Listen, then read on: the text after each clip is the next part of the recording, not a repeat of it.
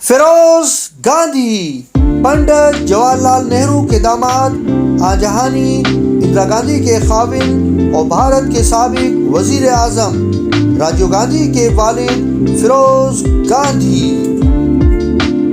اسی شام نہرو نے فیروز گاندھی کو بلوا بھیجا اور کھانے کے بعد اس سے بات چیت کی۔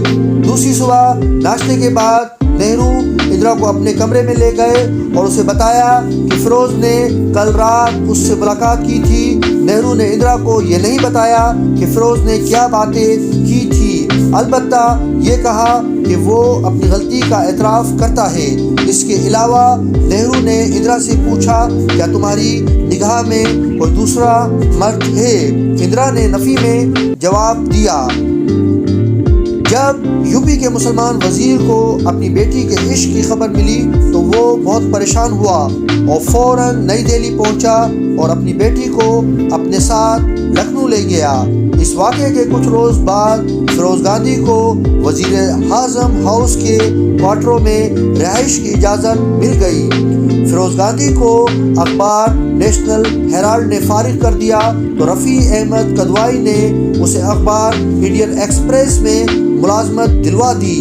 رفیع احمد کدوائی کا انتقال ہوا تو پنڈت جواہر لال نہرو کو اطلاع ملی کہ انڈین ایکسپریس کے مالک رام ناتھ نے اپنے کسی ملنے والے سے کہا تھا کہ اس نے فیروز گاندھی کو اپنے اخبار میں محض اس لیے ملازمت دی تھی کہ رفیع احمد کدوائی نے اسے بتایا تھا کہ فیروز گاندھی کو ملازمت مل جانے کی صورت میں پنڈت جواہر لال نہرو پر جو بہت سا بوجھ پڑا ہے وہ کسی حد تک کم ہو جائے گا۔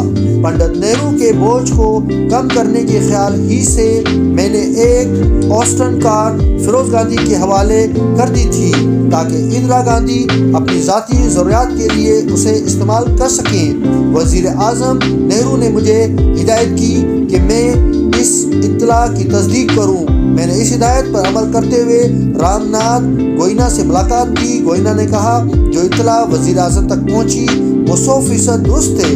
میں نے گوئنیکا کو بتایا کہ وہ بڑی آسٹن کار جو اس نے فیروز گاندھی کو اندرا کے استعمال کے لیے دی تھی اسے اندرا نے کبھی استعمال نہیں کیا۔